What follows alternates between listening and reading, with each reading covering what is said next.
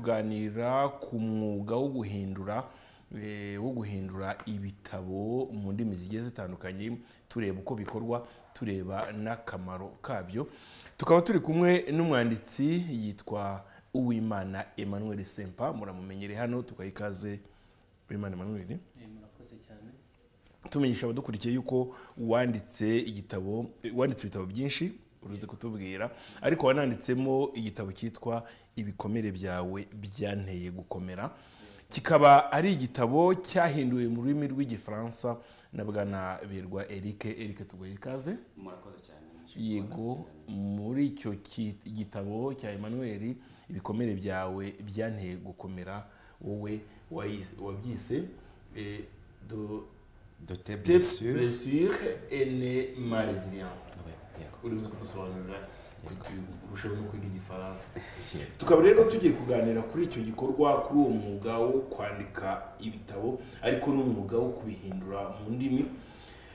Tukaba tutatangira tutababwiye muri make icyo kiganiro Ibikomere byawe byanteye gukomera twarakiganiriye hano, ariko muri make Uwimana Emmanuel ari buze kutucira ku mayange muri make iby'icyo kiganiro.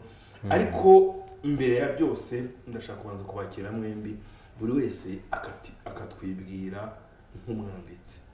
Hari igihe uri mu gitaramo wabwira umuntu ngo kwibwira agatangiza ikivugo, yego, kuko niwo mujyo we. Mwebwe nk'umwanditsi Uwimana Emmanuel, ninde, wanditse iki? Eric Birwa, urinde, wanditse iki? Murakoze cyane. Nk'uko mwabivuze, nitwa Emmanuel Uwimana, ariko abantu benshi banzi ku izina rya Emmy Sempa. Nkaba rero ndi umwanditsi w'ibitabo, nicyo kivugo cyanjye. Ubu tuvugana amaze kwandika ibitabo 9. Iki gitabo twakoreye translation mu rurimi rw'igifaransa ni cya 9. Navuga ko rero ibitabo maze kwandika ni ibitabo, navuga ngo igitabo cya mbere nanditse cyitwa Ubuzima mu muryango, cyo ntago nari nagikora print out ariko kirahari. Igitabo cya kabiri rero nakise Isano isumbi y'amaraso, nicyo cyiki ngiki. Ni igitabo kivuga amateka n'imibanire y'abanyarwanda nyuma ya Jenoside yakorewe Abatutsi, uburyo abanyarwanda babanye, ibikomere bafite n'uburyo babikemura. Ikindi gitabo nanditse ni iki ngiki cyitwa Inzozi z'urukundo. Ni igitabo nanditse nyuma yo kubona ingorane ziri mu muryango nyarwanda, aho usanga abantu baricana, abantu nta rukundo ruri mu muryango. Naherekezaga rero aba bantu bafite inyota yo kugira urugo rwiza, kugira umuryango mwiza, uburyo bawubamo neza. Ikindi gitabo nanditse ni iki ngiki cyitwa Umurunga w'urukundo. Ni igitabo nanditse kivuga n'urukundo rw'abacu batakiriho. Ese tubana gute nabo, tubibuka gute? Aho usanga abantu benshi bo iyo tuvuze kwibuka abacu batakiriho, inshuro nyinshi duhera ku munsi w'amarira n'amakuba, umunsi dutandukana. Ariko ngiye nasubiye inyuma nerekana ya mibanire twagiye tubana na bababyeyi bacu, inshuti zacu, uburyo urwo rukundo rutagaheze ngo rurangire, ahubwo ari umurunga dukomeza kunga tukazahereza n'abandi. Ikindi gitabo nanditse ni igitabo cyitwa Ikiguzi cy'imbabazi. Ni igitabo nacyo kigaruka ku mibereho n'imibanire y'abantu bari mu muryango, aho usanga umuntu afite intimba yatewe n'abo babana umunsi ku wundi. Ahubwo nabwiraga abantu nti wowe wumva ari ikihe kiguzi watanga umuntu akubwiye ngo mbabarira, cyangwa urimo usabwa imbabazi, ese wumva ikiguzi cyaba ari ikihe?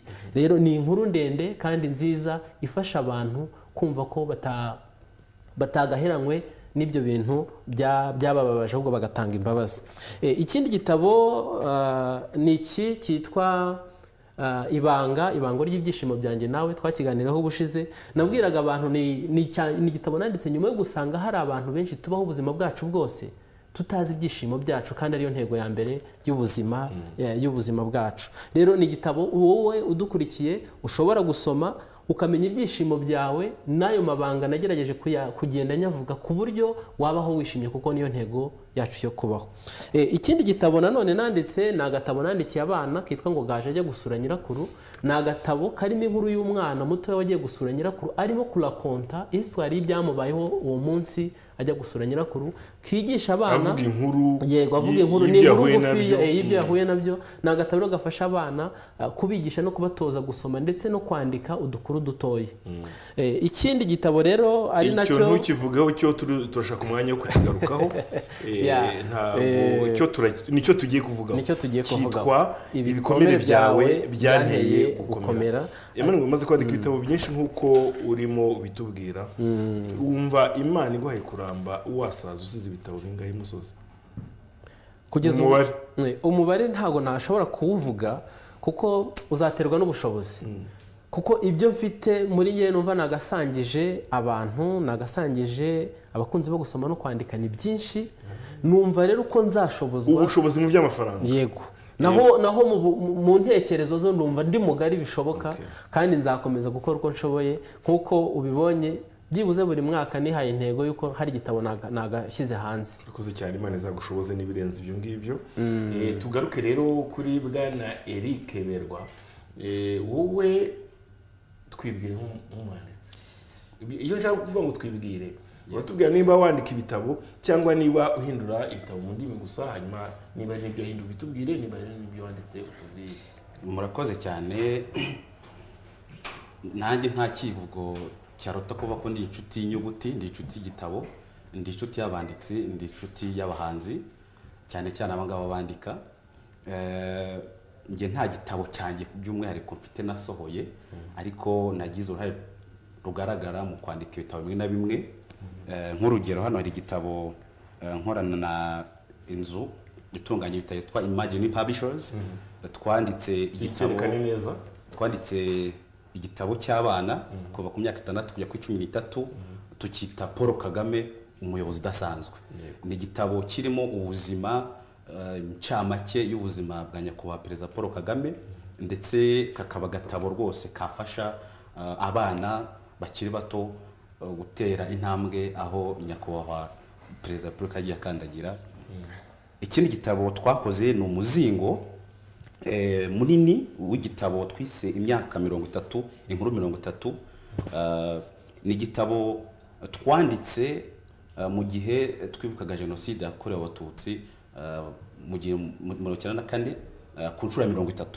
Imyaka 30 igihugu kiri mu gihe no kwiyubaka, kwigira, kwishakamo ibisubizo, ariko nanone hari amateka, hari inkuru zitandukanye z'abantu batandukanye.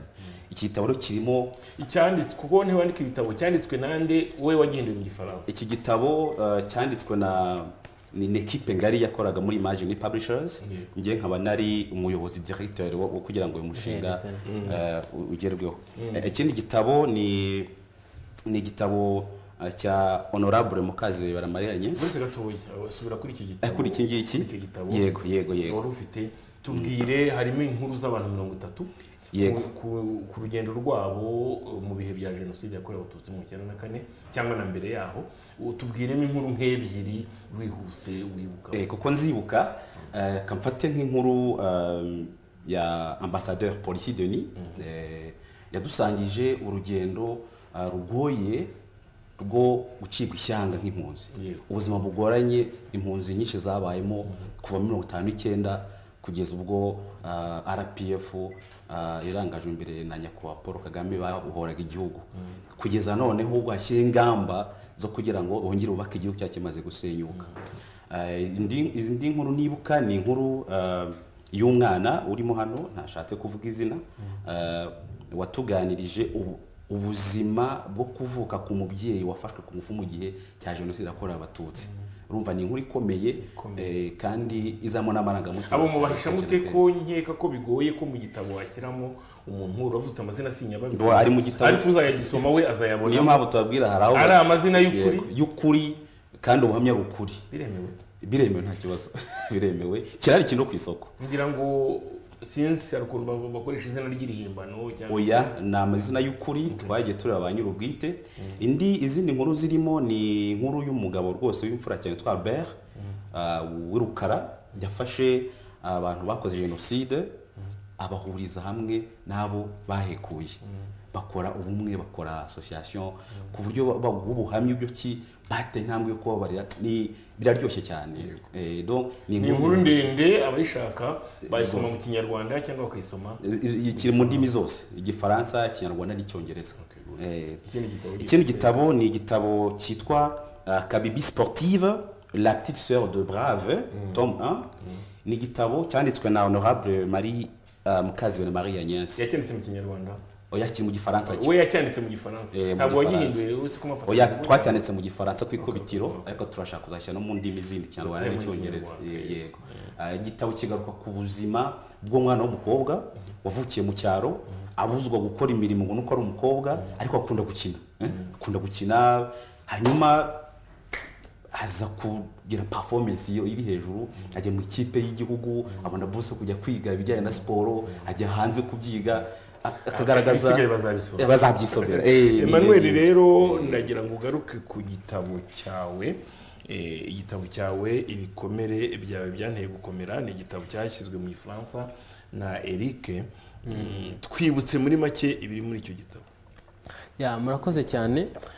Nk'uko mwabivuze iki gitabo tugiye kuganiraho no munsi by'umwihariko ni igitabo mu Kinyarwanda nise ngo ibikomere byawe byanteye gukomera, hama tugihinduye mu Gifaransa cyitwa De te blessures et ma résilience. Ni njya kwandika rero iki gitabo nkunda kuvuga ko nandika ku muryango nyarwanda, nkunda kwandika ku mibereho n'imibanire y'abagize umuryango, niho impano yanjye yerekeje.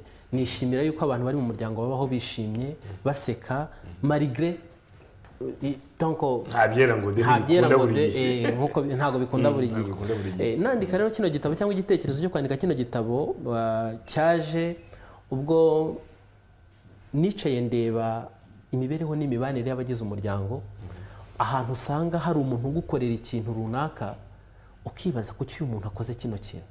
Ese n'uburere buke, ese n'umutima mubi, ese ukibaza ibibazo byinshi.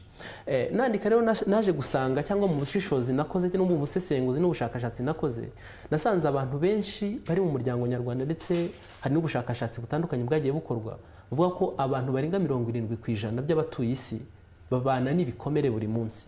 Harimo abagize amahirwe yo kubimenya, hari abagize bagize amahirwe yo kubimenya batera n'intambwe bashaka abantu barabafasha kugira ngo bakire bya bikomere, ariko abandi umubare munini babana na bya bikomere ariko mu by'ukuri batanabizi ko bikomere bihari.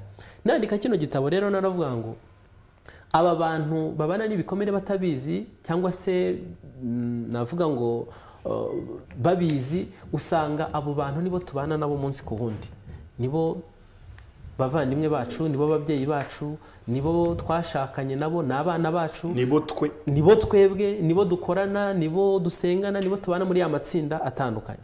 Aba bantu rero nandika ikibazo cyari gihari cya mbere, abantu benshi ko batazi nyine ibyo bibazo bafite, ingaruka z'ibikomere biri mu muryango nyarwanda cyangwa se biri ku isi muri rusange mu bantu, nibyo uzasanga nahereho mvuga ngo umuntu agira ibyago cyangwa se ajya kwibona akabona arimo gukora ikintu runaka. Yenda n'urugero nk'ingaruka zo kubana n'ibikomere utabizi, hari igihe umuntu aba yibagirwa vuba, hari igihe abura ibitotsi, hari umutwe udakira, hari ukunanirwa inshingano zaba izo mu kazi cyangwa mu rugo, hari ukugira amahane n'umujinya, hari kurwara indwara z'umubiri zimwe na zimwe. Yego, hari ibintu byinshi biba ku bantu, wakajya kwivuza yasinye ariko mu by'ukuri akivuza igifu kidakira ariko atazi ikintu kigiti, agahora ku miti.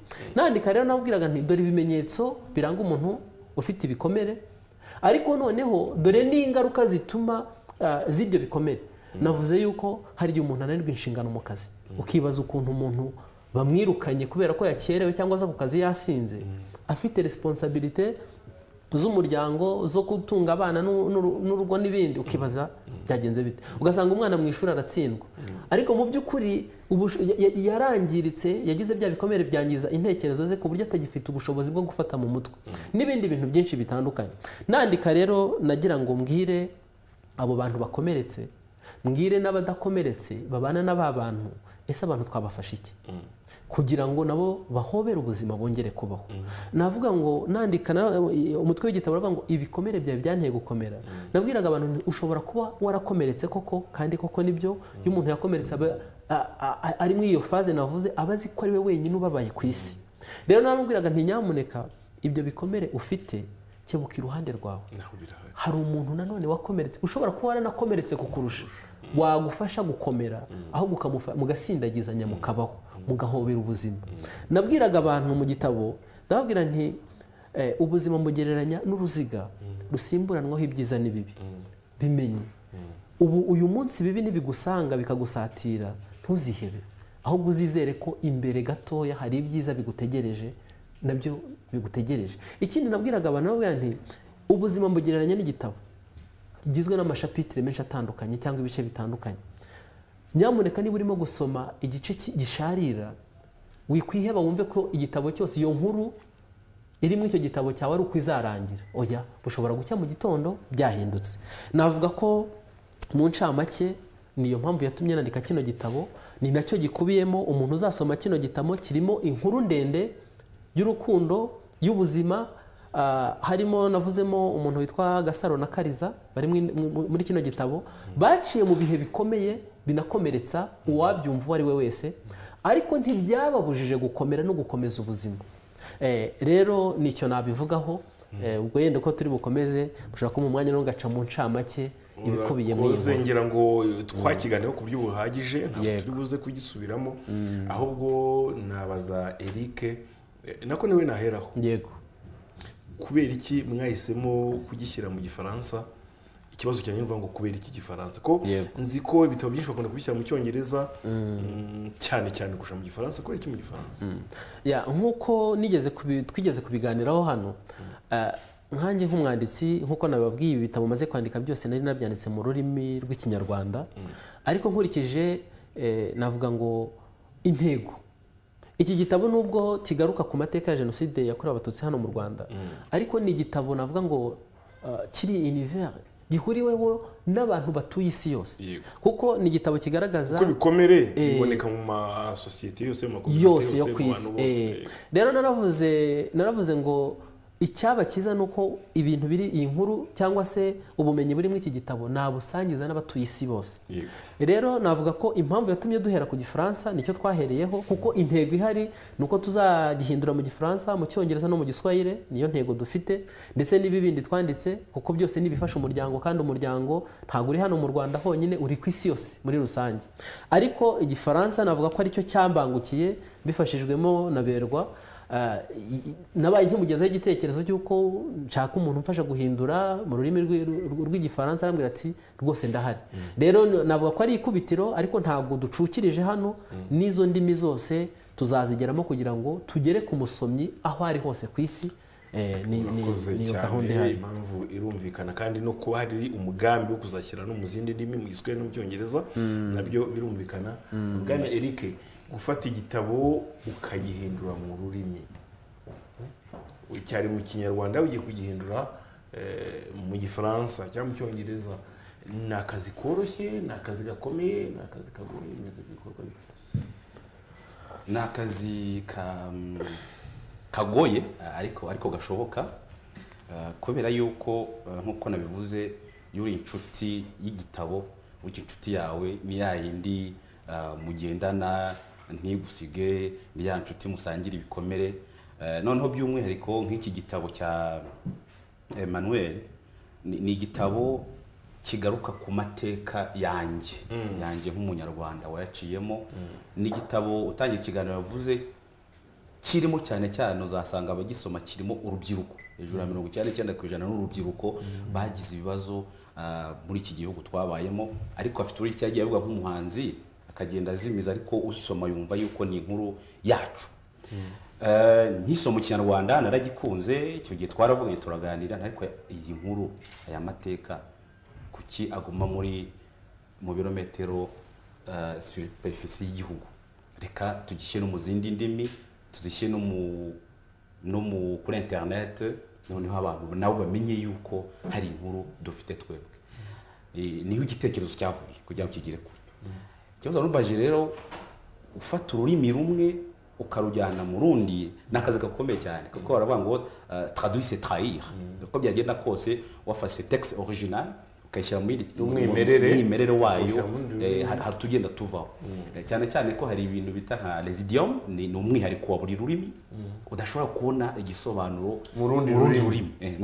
Ururimi ni umuco, ntabwo afata umuco ngo ushyire mu wundi muco. Nk'ubu ugiye ukabwira nk'umukecuru mu kuganira, bati ye baba we, yewe washyira mu gifaransa cyangwa mu cyongereza, cyangwa ati bakobwa bako kubona ijambo risobanura amarangamutima y'iryo jambo avuze biragoranye, ariko umuntu aragenekereza ku buryo atajya kure y'icyo umwanditsi yashakaga kuvuga, ariko nubwo bikomeye ariko birashoboka. Umukecuru kera yajyaga atubwira ati mandwa z'amabukwe, uhuye n'igitabo cyanditsemo gutyo wagitarabiza gute mu gifu?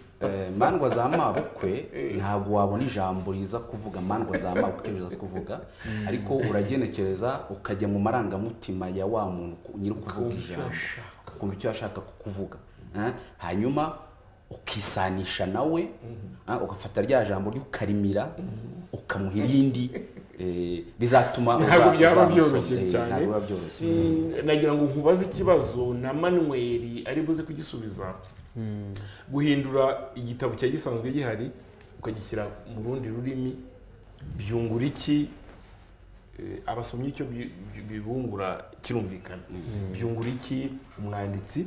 Byungura iki uhindura mu rurimi? Byungura iki inzu zandika ibitabo? Se habonekamo inyungu uretse kuvuga ngo bigera kuri benshi mu buryo bw'amafaranga? Nibwo nshaka kuvuga.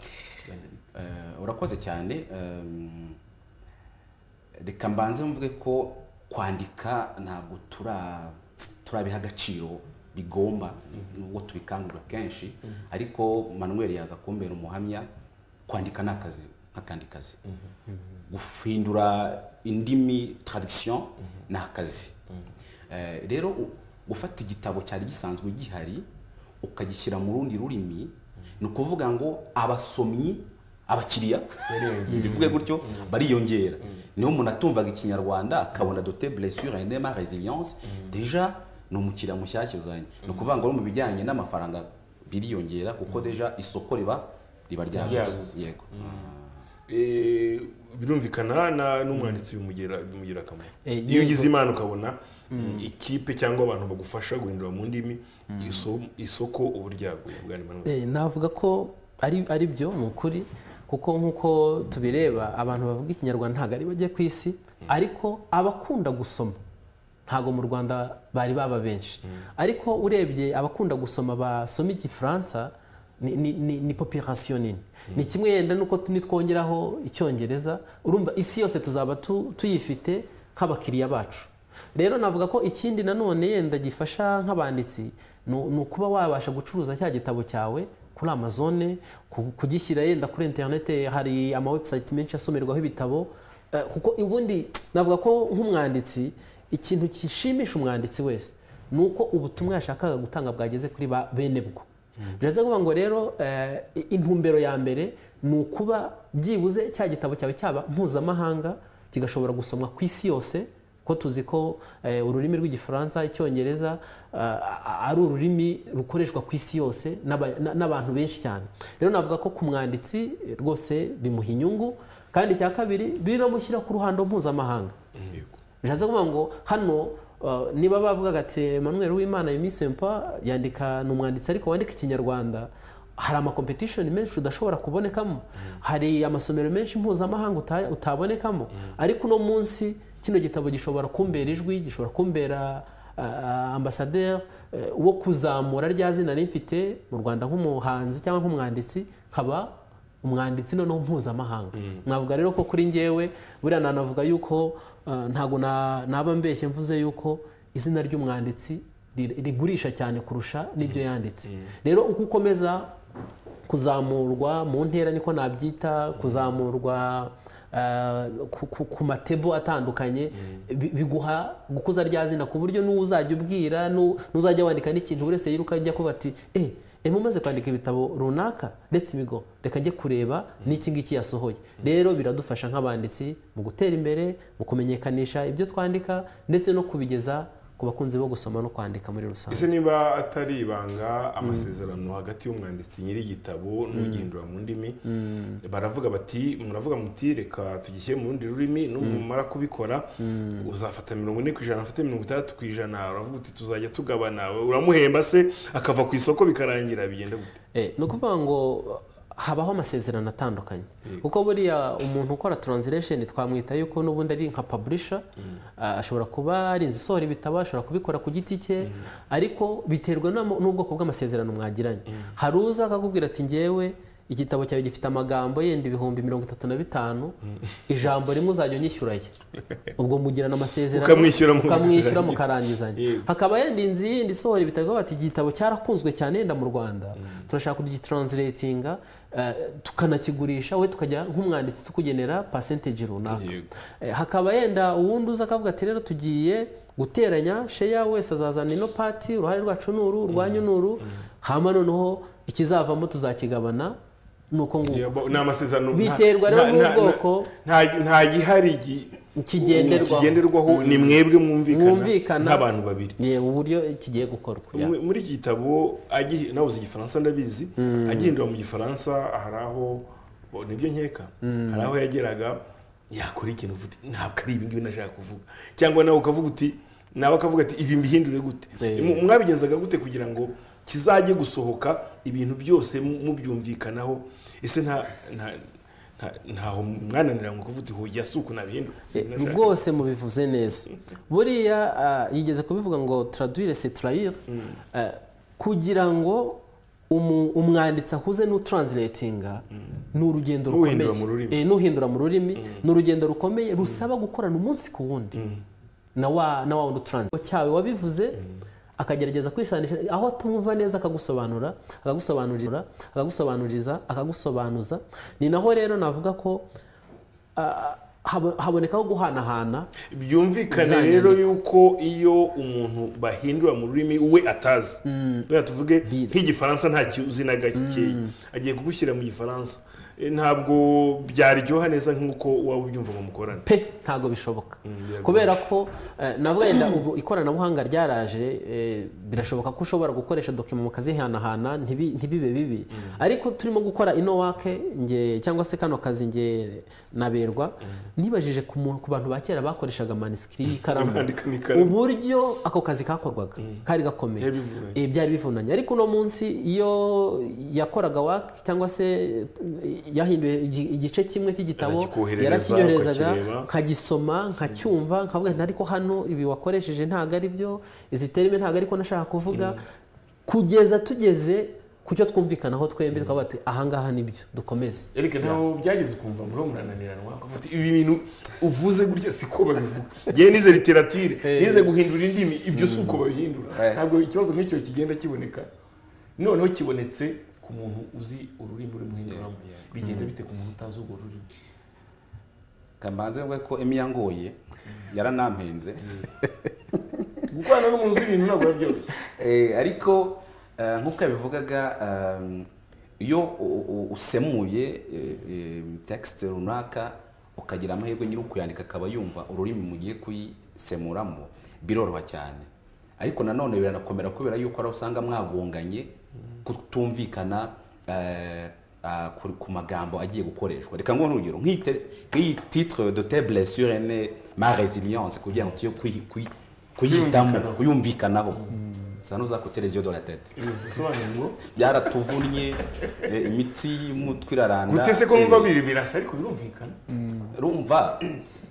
ibikomere byawe byanyeye ariko iyi titre de tes blessures et ma résilience numva ariko ne kubihindura hari titre nyinshi abantu bashaka gukoresha ariko icyo nakubwiraga nuko kugira ngo utagiraho ugonganira n'umwanditsi ku gitekerezo cye urabanza ukisanisha nawe ukigira we ukumva cya gitekerezo cye aho ashaka kugera icyo ashaka kwigisha abantu ariho mbere na mbere ugomba kuba warasomye igitabo kuva kuri page ya mbere kugera kuri page ya nyuma ukaba warafashe umwanya uhagije wo kuganira n'umwanditsi icyo gihe nibwo mujya mu kazi nka methodology bakenshi nkoresha ngo wabikeye nkakora nka chapitre imwe nkayiguha ukayikosora mugire ukosora nanjye nkandangije indi ku buryo akazi kihuta kandi ibyo umpropose cyangwa unsabye gukora nanjye ibyo nakoze tukagera tubihuriza bijyanye n'ubuhanga bugenwa kugira ngo traduction ibe ari vraiment professionnelle nabyita gutyo. Guhindura mu rurimi bibe bikozwe ku buryo bunoze. Yego. Ntaho ndi gutekereza nk'umuntu ugiye guhindura igitabo atazi urwo rurimi, wamara kugihindura wakimwereka kirangiye akagishyira abantu bose hariya yaragusondetse. Izo ngorane niyo muhuye nazo bigenda bite? Ese muba mufite amasezerano avuga iki ku buryo mudashobora kugongana mukaba mwagira ikibazo? Kuko Manuel we urakora gake ukamuha akarebeho mujye impaka mushwane mwongere mu bitunganye, ariko noneho ndi gutekereza wa muntu uri guhindura mu rurimi we azi Ikinyarwanda gusa, wenda azi Ikinyarwanda n'Icyongereza atazi Igifaransa, uri guhindura mu Gifaransa, ntabwo mushobora kugirana ibibazo igitabo cyaramaze kurangira abantu bamubwira ati ntabwo yari byo?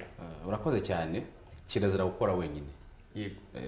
Iyo ubu texte naho ibyawe wiyandikiye yusubiye inyuma usanga bati ibintu nge nabyanditse, none iyo bazi ikintu kingana nka gutya rero ugiye kukijyamo wenyine biravuna. Ikintu kihaba dufite itsinda rinini nko Misano Bella Publishers, dufite itsinda rinini twese tujya kuri iyo texte hagati y'umusemuzi n'umwanditsi ubwabo nabo ntabwo bashobora kuvanamo utuntu twose tuba tutameze neza.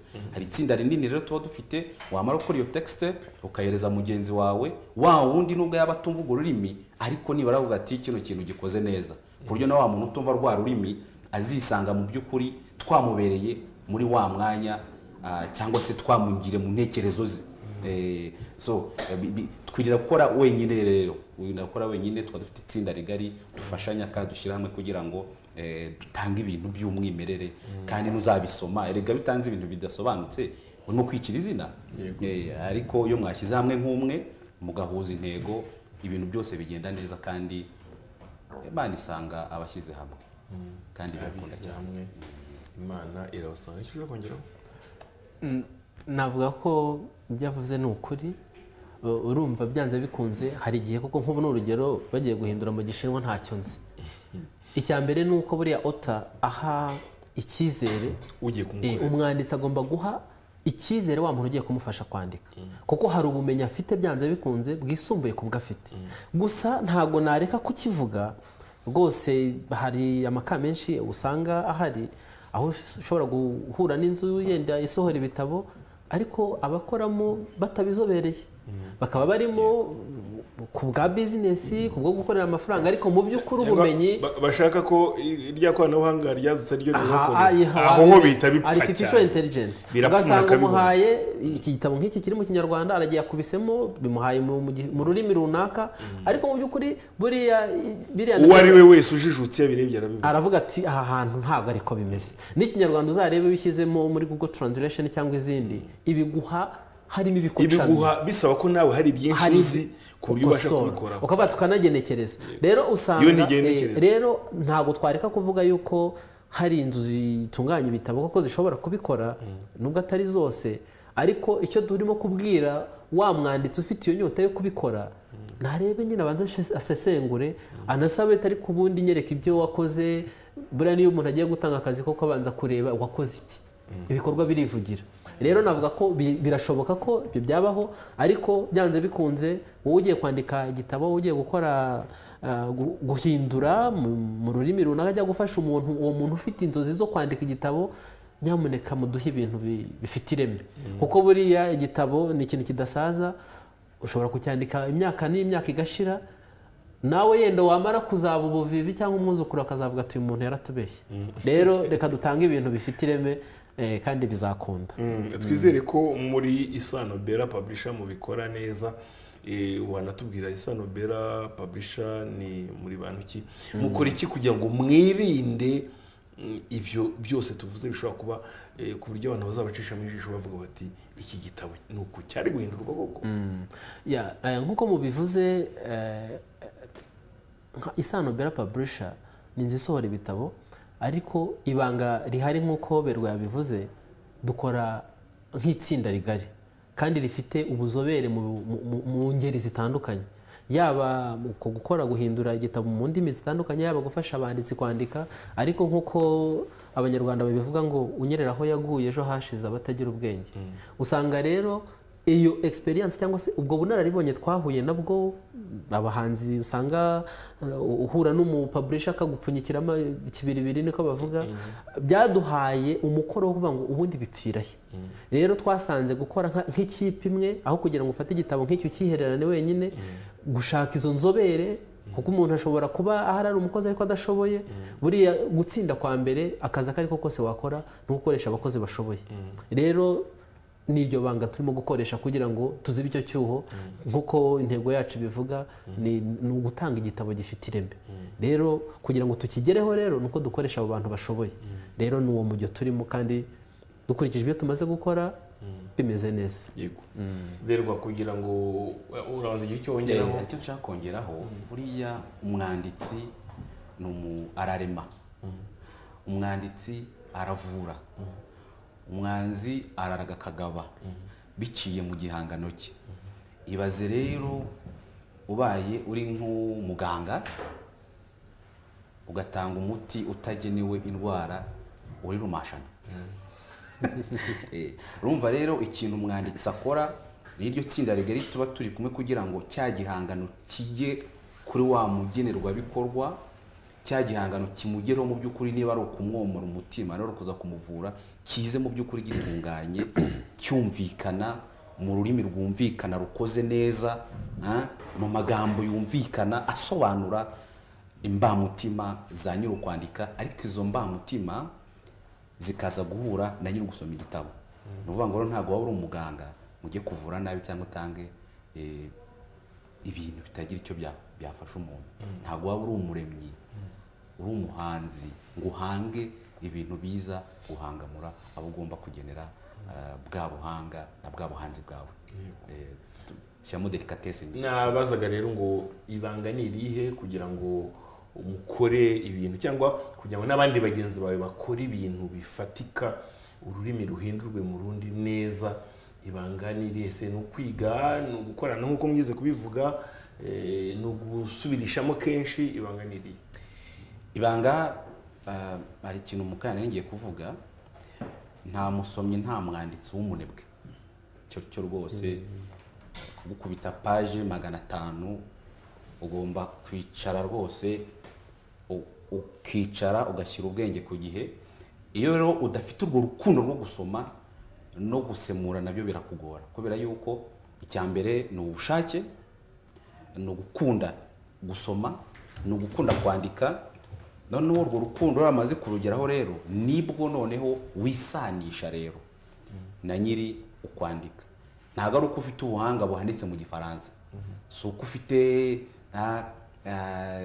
des expressions ziremereye cyane amagambo akomeye ntabwo ari ngombwa mwiga ndimi ntabwo ari ngombwa ahubwo igikenewe ni gukora ibyo ukunda wamara kubikora ukaba ufite ubumenyi birumvikana muri rwa rurimi ugiye kubishyiramo ariho ngiye nkunda kuvuga ni mbere yo kujya gusemura indimi runaka ni byiza ko ugirana umubano wihariye na rwa rurimi ushaka gusemuriramo ni byiza ko uri inshuti na rwa rurimi cyangwa za ndimi ushaka gusemuramo biragufasha bikakorohera none ibyo byose iyo bije bihura n'icyifuzo cy'umwanditsi usanga rwose amata y'amavuta urakoze cyane Emmanuel mu ntangiriro wigeze kutubwira akamaro ko kugira igitabo kiri muri ndimi zitandukanye akamaro kajyanye no kuba wakwaguka nk'umuhanzi nk'umwanditsi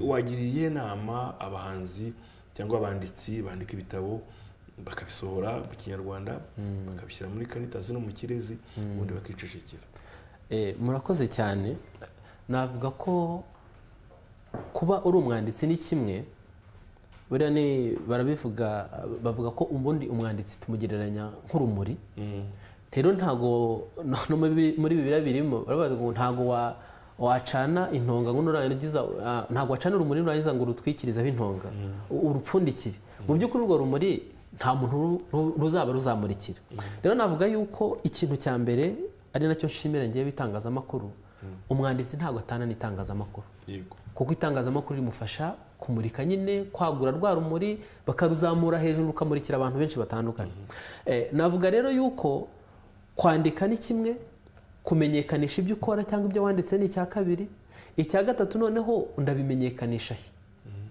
nacyo ni ikindi. Ese ndakoresha ubuhe buryo? Navuga ngo ubu buryo rero nakoresheje bwo gukora translation cyangwa se guhindura ibyo nanditse mu Kinyarwanda, ni nka wa muntu nyine uzandika igitabo akakijyana mu Kirezi, kandi navuze yuko abahanzi abenshi bagurisha kubera izina rizwi. Nk'ubu twavuze iki gitabo de blessure na malrésilience, umuntu uri bwumve kino kiganiro cyangwa ugikurikiye azagira amatsiko yo kujya gusoma kino gitabo. Yego, icyo ni kimwe.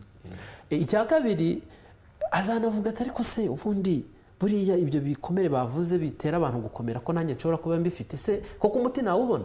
Rero nababwira yuko abo bahanze, abo banditsi bagenzi banjye, ni byiza yuko niba wanditse igitabo kimenyekanisha, ujye mu itangazamakuru, ukorane amasesheni atandukanye, ugerageze guhindura mu izo ndimi zitandukanye, ariko nabwo ubimenyekanishe, ujye muri social media, ibintu byaroroshye kugira ngo abantu bamenye ibyo ukora, na wa muti bavuga uti abantu koko rwa rumuri ushaka kumurikira abantu kugira ngo bagire aho bava n'aho bajya.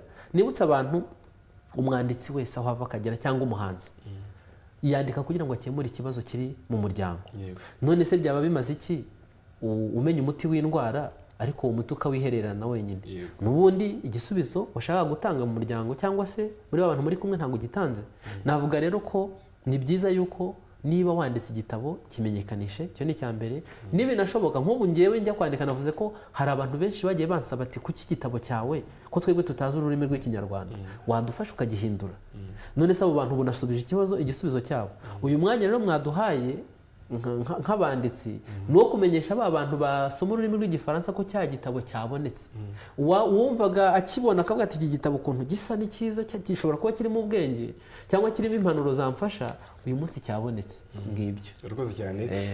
Berwa, kino gitabo ibikomere byawe byanteye gukomera, de blessure et malrésilience, mwaragihinduye kijya mu Gifaransa, n'izindi ndimi muzagishyiramo, hanyuma kizagira akamaro, kizagira hirya no hino. Gira icyo ubwira, gira ubutumwa uha abanditsi. Emmanuel we ikibazo nari nakibitseho igice, wowe urongeraho ubabwira uti nyamara ntibihenze nk'uko mubitinya. Murakoze cyane. Niba bidahenze ariko murakoze cyane. Reka banze ngira akantu gato mvuga ngendeye kuri de blessure et malrésilience. Ni igikomere ntikigira ibara. Yego, igikomere ntikigira indeshyo, ntikigira amashuri. Buri muntu wese byamubaho, binatubaho, tunagendana nabyo. Ariho umuhanga w'umwanditsi areba akavuga ati ngiye ibikenewe muri ino sosiyete, reka mu muryango, reka abe ari byo mbaha. Rwose nshimira Emmanuel yuko akomeje kudatezuka ku ntego. Ikibazo numbaje rero, ubusanzwe n'ubwumvikane hagati y'umwanditsi n'umusemuzi cyangwa se n'inzu itunganya ibitabo. Ibiciro mubyumvikanaho, ariko nuko ntazanye ibiciro biri standard bijyanye na traduction uko bigenda, ariko guhindura mu ndimi. Ariko twebwe rwose baje nko mu Isano Bella araza tukicara tukabiganiraho, cyane cyane ko natwe nk'uko muba mwadutumiye kuri uru rubuga kugira ngo tugaragaze ibyo dukora, nawe araza tukaganira, tukareba icyamufasha natwe cyadufasha, bityo tugashyira hamwe kugira ngo twubake inzu ikomeye, twubake ubuhanzi bukomeye, twubake ubuhanzi bukiza, burema kandi bufite intumbero irebera benshi.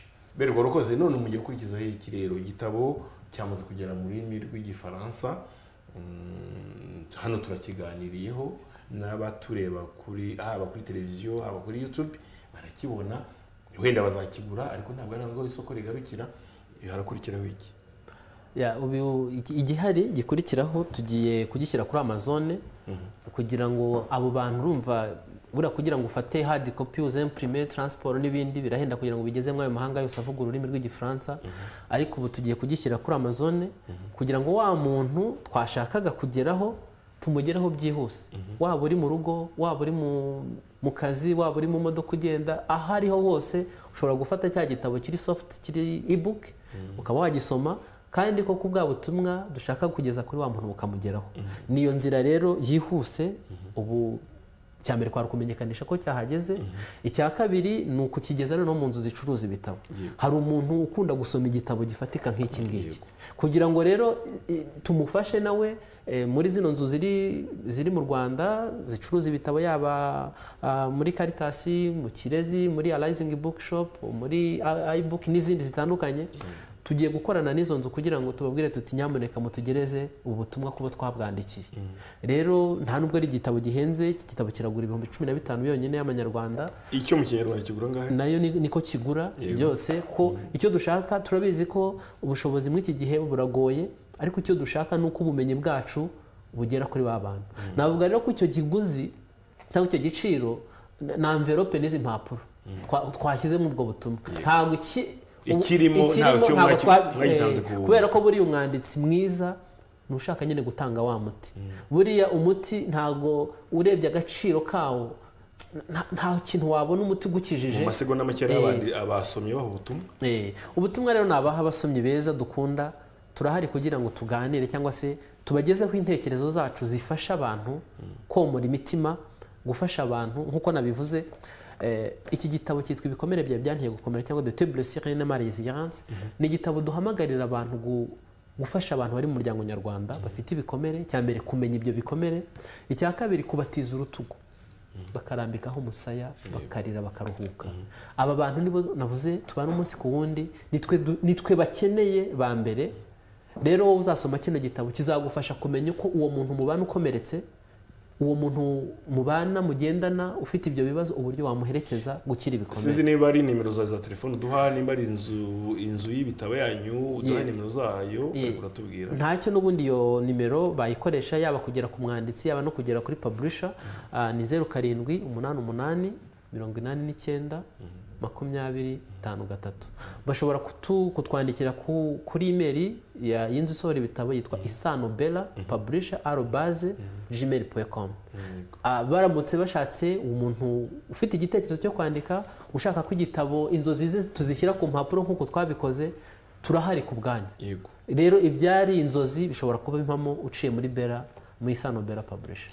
Eric, hari ukuntu ushobora gukora umuntu akwiherekera ko bidaciye muri iriya nzu? Ahubwo babimwe byinshi. Nimero zawe za telefone ni 0788 47 12 419.